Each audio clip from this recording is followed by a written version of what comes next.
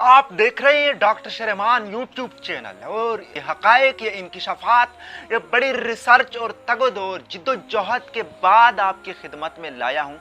और आखिर में आपने कमेंट में ज़रूर बता देना है कि जो लोग इस वक्त तैयब उर्दगान को इसराइल का दोस्त समझ रहे हैं, जो लोग उनको इसराइल नवाज समझते हैं, आपकी क्या राय है?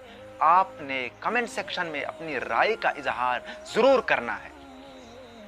तो सबसे पहले मैं उनकी ज़िंदगी के कुछ वाक़यात आपकी खिदमत में अर्ज़ करूँगा, उसके बाद कुछ फैक्ट्स एंड फिगर्स कि उन्होंने 10 साल के अंदर क्या कुछ नहीं किया। तो नाज़रीन किराम, 2009 के अंदर दावोस इक्तिसादी कॉन्फ्रेंस में जब इसराइली सदर शिमोन ने गजा पर हमले का जवाब पेश किया तो वहां पर मौजूद लोगों ने तालियां बजाई और उनकी सताइश की।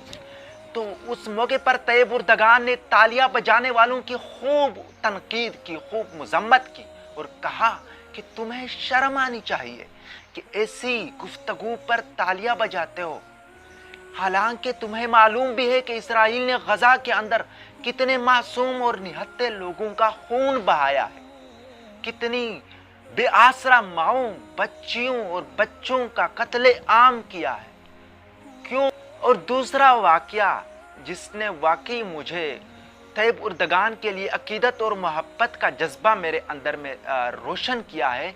तैयब उर्दगान हकीकी मानों में इस वक्त पूरी उम्मत मुस्लिमा के लीडर माने जाते हैं और समझे जाते हैं, और उनके अंदर एक गम, एक दुख है, एक मोहब्बत और अकीदत है इस्लाम के साथ, मुसलमानों के साथ। वो चाहते हैं कि मुसलमानों को इस जुल्म और बर्बरियत से निकाल कर उनको खुद मुख्तार बनाया जाए और एक बार फिर हमारी तसल्लुत हो इस दुनिया पर। वो एक अजीम सल्तनत का ख्वाब देख रहे हैं और आगे आगे देखते जाइए होता क्या है। और दूसरा जो वाकया है वो ये है कि कुछ महीने पहले उन्होंने 7 साल की उम्र के 10,000 बच्चों के एक जुलूस का एहतमाम किया और वो बच्चे इस्तांबुल के गलियों, कूचों, चौराहों और सड़कों पर ये ऐलानात कर रहे थे कि हम 7 साल के हो गए हैं, अब हम कुरान और नमाज का हिफ्ज़ शुरू करेंगे। ये होता है एक इस्लामी रियासत, एक फलाही रियासत की क़याम की तरफ पहला कदम। तीसरा वाकया है कि उन्होंने अपनी बेटी के सर से हिजाब उतारने से साफ इनकार कर दिया। ये उस वक्त की बात है जब तुर्की के अंदर तुर्की की यूनिवर्सिटीज़ और कॉलेजेस में हिजाब पहनने पर पाबंदी आयद थी, तो उन्होंने अपनी बेटी को हुसूल तालीम के लिए यूरोप भेज दिया।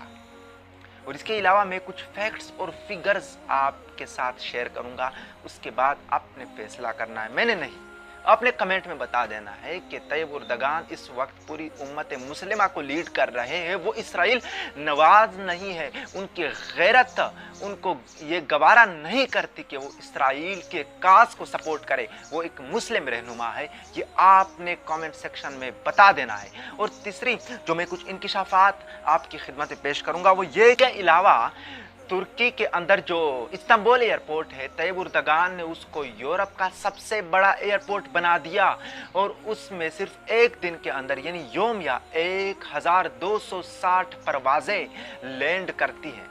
इसके अलावा सिर्फ 10 साल के कलील अरसे में, 10 साल की कलील मुद्दत में तैयब उर्दगान ने तुर्की के अंदर 125 नई यूनिवर्सिटीज़, 189 स्कूल्स, 510 हॉस्पिटल्स और इसके अलावा 1,70,000 नई क्लासें बनवाई ताकि बच्चों की तादाद फी क्लास 21 से ज़्यादा ना हो, क्योंकि वो बच्चों के मुस्तकबिल के बारे में बहुत फिक्रमंद रहते हैं और वो एजुकेशन सिस्टम को मज़ीद स्टैंडर्डाइज्ड करना चाहते हैं।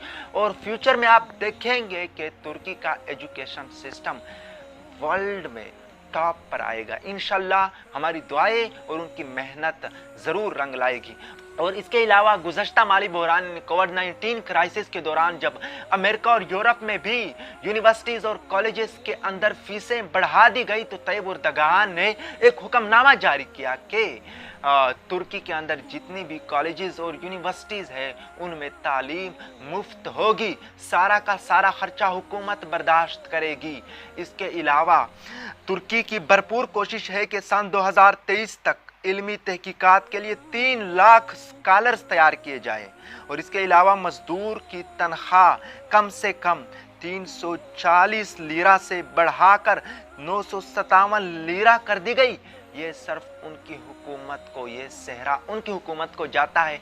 इसके साथ मैं आपसे इजाज़त चाहता हूँ, लेकिन इजाज़त से पहले मैं आपको बता दूँ कि आप ज़रूर रिसर्च कीजिएगा और कमेंट सेक्शन में आपने बता देना है कि तैयब उर्दगान इस वक्त इसराइल नवाज है या मुस्लिम नवाज है, उनकी हमदर्दियाँ मुसलमानों के साथ है या इसराइलियों के साथ।